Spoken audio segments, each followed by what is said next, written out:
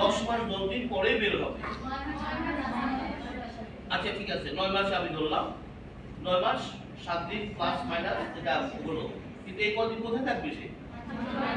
মাতৃজরায়ুতে সে থাকবে। আচ্ছা, মাতৃজরায়ুতে যে থাকবে, এই যে শিশু পরিপুষ্ট হবে, শিশু যে বাড়বে, সে খাবার পাবে কোথায়? মায়ের খাবার সে থেকে সে খাবার পাবে, এবং সেটা দিয়ে শিশু কি হবে? রিবিল্ড হবে। কিন্তু এখনকার আধুনিক মারা খুব একটা প্রাকৃতিক খাবার খায় না, তারা ডাক্তারের দেওয়া ড্রাগটা বেশি পছন্দ করে। কি কথা ঠিক আছে কিনা? তার খাবারগুলো কিন্তু আসবে প্রকৃতির খাবার থেকে। জোরে একটা হাততালি, যে প্রকৃতির খাবার থেকে।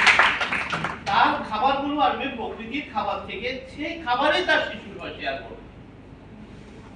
কিন্তু এখনকার আধুনিক মারা খুব একটা খাবারের প্রতি তাদের যত্ন নেই, তারা শুধু ডাক্তারের দেওয়া ওইটা সেটা এগুলি খেতে খুব মনোযোগী, পছন্দ, কিন্তু প্রকৃতির খাবার খাওয়ার ব্যাপারে তাদের আগ্রহ কম। আমি কথাগুলি ঠিক বলছি তো নাকি? বাট খেয়াল রাখতে হবে, কারণ আপনার প্রবলেমের কারণ কিন্তু এগুলো খেয়াল রাখতে হবে। এটা আপনি সমস্যা খুঁজলে তো লাভ নেই, সমস্যার কারণ কিন্তু এগুলো। কেন সমস্যাগুলো তৈরি হলো?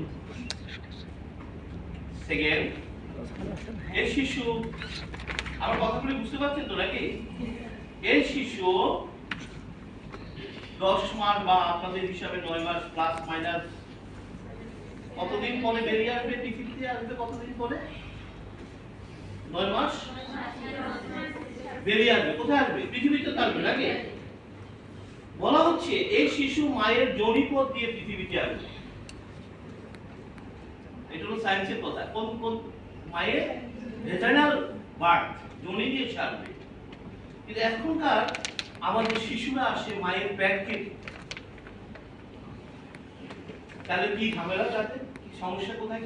চিকিৎসা বিজ্ঞান বলেছে সার্জিক সিজার করা যাবে না, স্টেট নিষেধ আছে এগুলো। সিজার করা ইমার্জেন্সি, সেটা ভিন্ন ব্যাপার, 2% ভিন্ন ব্যাপার। কিন্তু এখন কি হচ্ছে? এটি ফ্যাশন, মানে সিজার করছে, এটাও একটা সমান সিজার হয়ে বেরিয়েছে, মানে অনেক টাকা পয়সা আছে। চিকিৎসা বিজ্ঞান এটা অ্যাপ্রুভ করে না। কেন করে না? ইমার্জেন্সি ভিন্ন ব্যাপার। আমি আবার বলেছি, শুধু 2022 সালে বাংলাদেশে 15 লক্ষ শিশু সিজারিয়ান কেসে জন্মগ্রহণ করেছে। এগুলো কিন্তু সব পত্রিকার রিপোর্ট করে রাখতে হবে। তার মধ্যে 10 লক্ষ শিশু জন্ম নিয়েছে অপ্রয়োজনে, এবং এর পেছনে ছিল বিগ বিজনেস, মানে কোনো প্রয়োজন ছিল না। কথাগুলি বোঝা যাচ্ছে কি বলছি? আপনারা কি মানুষের সেবা করতে চান তো নাকি? মানুষের সেবা করতে চান তো? মানুষের সেবা করতে চাইলে এই কথাগুলোকে গুরুত্ব দিতে হবে পরিষ্কার ভাবে। আর আপনি যদি সেবার বাইরে অন্য কিছু চিন্তা করেন, তাহলে আপনাকে উল্টো পাল্টা বুঝাইতে হবে। এই কথা ঠিক আছে তো নাকি? যদি সেবা করতে চান, তাহলে এই কথাগুলি আপনাকে প্র্যাকটিস করতে হবে।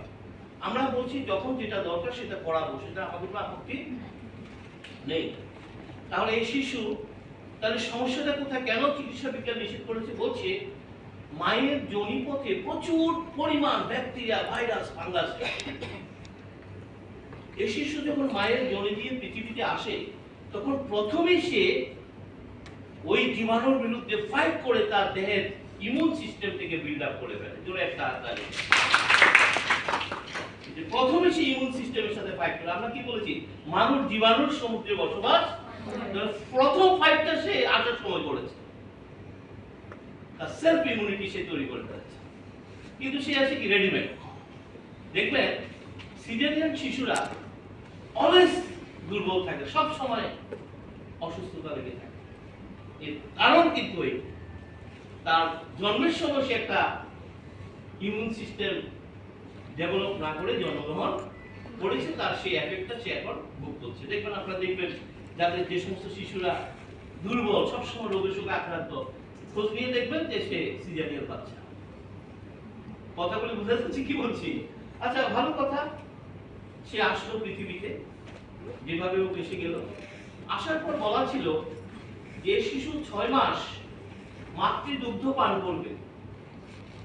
মায়ের দুধের ভিতরে শিশুর জন্য সমস্ত নিউট্রিশন দিয়ে রাখা হয়েছে।